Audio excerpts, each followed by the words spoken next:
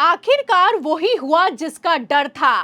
चंद्रबाबू नायडू ने पहले ही सचेत कर दिया था कि युवाओं के आंदोलन को हल्के में ना लें, लेकिन तब तो अमित शाह ने सुना नहीं और अब धर्मेंद्र प्रधान के इस्तीफे के बाद कैसे नायडू के इस्तीफे की नौबत आ गई है और क्या नायडू के दबाव में पीएम मोदी गृह मंत्री अमित शाह का मंत्रालय बदलेंगे, सवालों के जवाब आपको बताएंगे। लेकिन पहले आखिर क्यों एनडीए में भगदड़ मची है, तस्वीरें आप अपनी फुल स्क्रीन पर देखिए। तो आप तस्वीरों में देख सकते हैं कि किस तरीके से आंध्र प्रदेश में अब दिल्ली के जंतर मंतर से बड़ा आंदोलन खड़ा हो गया है। युवाओं का जन सैलाब एक तरफ सड़कों पर उतरा है, वहीं दूसरी तरफ नायडू के इस्तीफे की डिमांड की जा रही है। आपको बता दें कि इस खतरे का आभास पहले ही चंद्रबाबू नायडू को हो गया था, इसीलिए कॉकरोच जनता पार्टी के प्रदर्शन को टीडीपी ने खुलकर सपोर्ट दिया। लेकिन उसके बाद जिस तरीके से 20 जुलाई को निहत्थे छात्रों पर लाठी चार्ज, पैलेट गन और आंसू गैस के गोले दागे गए, उसके बाद से अब चंद्रबाबू नायडू भी बैकफुट पर आते हुए नजर आ रहे हैं। एक तरफ नायडू ने भारतीय जनता पार्टी से दूरी बनाना शुरू कर दिया है, वहीं दूसरी तरफ नायडू की मीटिंग लगातार कांग्रेस के मुख्यमंत्रियों के साथ हो रही है। स्थिति संभालने के लिए पीएम मोदी की तरफ से अचानक से सदन में बागी सांसदों के साथ मीटिंग भी बुलाई गई और तो और गजब तो तब हो गया जब चंद्रबाबू नायडू की जगह काकोली घोष को खड़ा कर दिया गया। आपको बता दें कि काकोली घोष के पास टीएमसी के 20 बागी सांसद हैं, वहीं नायडू के पास 16 सांसद हैं। ऐसे हालातों में नायडू का कद भी अब कम होता हुआ नजर आ रहा है। दावा तो किया जा रहा था कि मानसून सत्र में अमित शाह 2/3 बहुमत जुटा लेंगे, लेकिन फिलहाल मौजूदा बहुमत में ही सेंधमारी होती हुई नजर आ रही है। आपको बता दें कि जिस तरीके से प्रधानमंत्री नरेंद्र मोदी अब नायडू के दबाव में आ गए हैं, ऐसे हालातों में अमित शाह को बचा पाना अब मोदी के बस के बाहर दिखाई दे रहा है। और क्यों ऐसा हो रहा है, खबर देखिए। खबर निकलकर सामने आई है कि अब आंध्र प्रदेश में भी आंदोलन अपने चरम पर चल रहा है। डीएससी यानी कि शिक्षक भर्ती में गड़बड़ी को लेकर युवाओं का जन सैलाब सड़कों पर उतरा है और आंध्र प्रदेश के शिक्षा मंत्री का इस्तीफा मांगा जा रहा है। फिलहाल इसी को लेकर बवाल खड़ा हो गया है, क्योंकि आंध्र प्रदेश में शिक्षा मंत्री कोई और नहीं बल्कि चंद्रबाबू नायडू के बेटे नारा लोकेश हैं। तो आप समझ सकते हैं कि जिन नारा लोकेश को चंद्रबाबू नायडू मुख्यमंत्री बनाना चाहते थे, अब उनकी शिक्षा मंत्री की भी कुर्सी जाती हुई नजर आ रही है। आंध्र प्रदेश के पूर्व मुख्यमंत्री जगन मोहन रेड्डी की तरफ से बयान निकलकर सामने आया है कि नारा लोकेश को जिम्मेदारी लेनी चाहिए और जिस तरीके से धर्मेंद्र प्रधान का इस्तीफा हुआ है, उसी तरीके से आंध्र प्रदेश के भी शिक्षा मंत्री का इस्तीफा होना चाहिए। तो आप देख सकते हैं कि धर्मेंद्र प्रधान के इस्तीफे के बाद से किस तरीके से एनडीए के सहयोगी दलों की भी हालत खराब दिखाई दे रही है।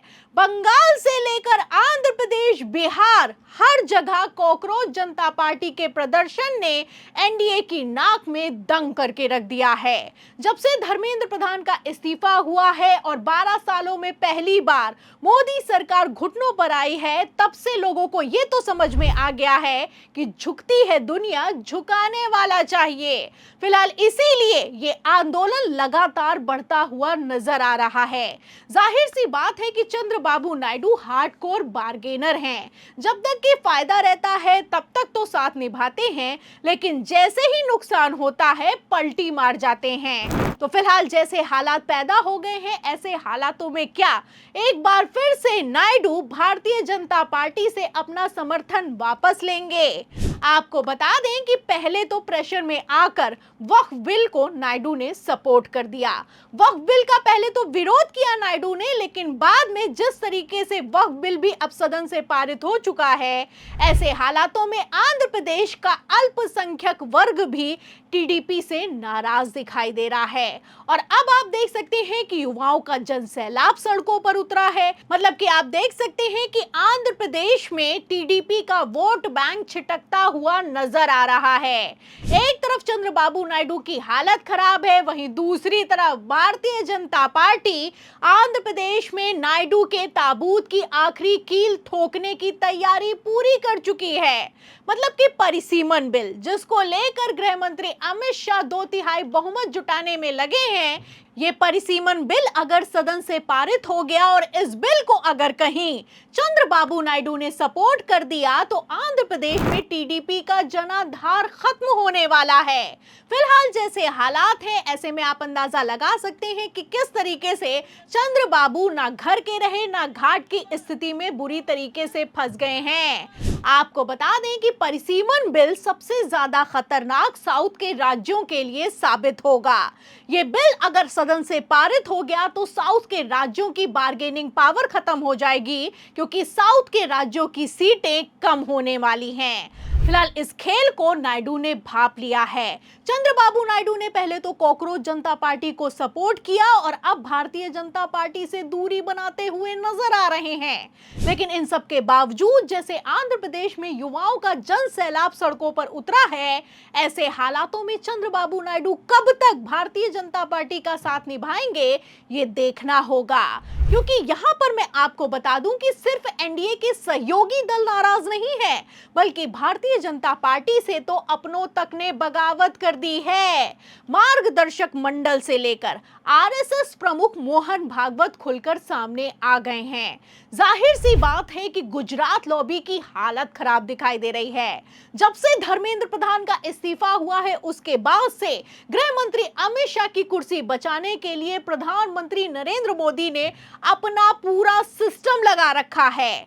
फिलहाल जैसे मोदी शाह पूरे मानसून सत्र के दौरान सदन से गायब रहे हैं, ऐसे हालातों में इतना तो साफ हो चुका है कि बीजेपी दबाव में है और नायडू के प्रेशर के बाद ये दबाव डबल होता हुआ नजर आ रहा है।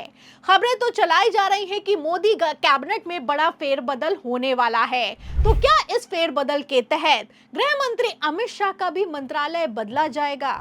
और क्या अमित शाह की चूक के चलते 2/3 बहुमत तो जोड़िए, भारतीय जनता पार्टी का मौजूदा बहुमत भी हिलता हुआ नजर आ रहा है? इन सभी सवालों के जवाब में पूरी रिपोर्ट पर आपको क्या लगता है? अगर आंध्र प्रदेश में भी दिल्ली के जंतर मंतर की तरह आंदोलन खड़ा हो गया और अगर कहीं नारा लोकेश के इस्तीफे की नौबत आई, तो क्या चंद्रबाबू नायडू भी भारतीय जनता पार्टी से अपना समर्थन वापस ले लेंगे? जो भी आप सोचते हैं हमें कमेंट बॉक्स में जरूर लिखें। वीडियो को ज्यादा से ज्यादा शेयर करें, हमारे चैनल को लाइक करें, सब्सक्राइब करें, ज्वाइन करें। फिर मिलते हैं अगली खबर के साथ, तब तक के लिए धन्यवाद।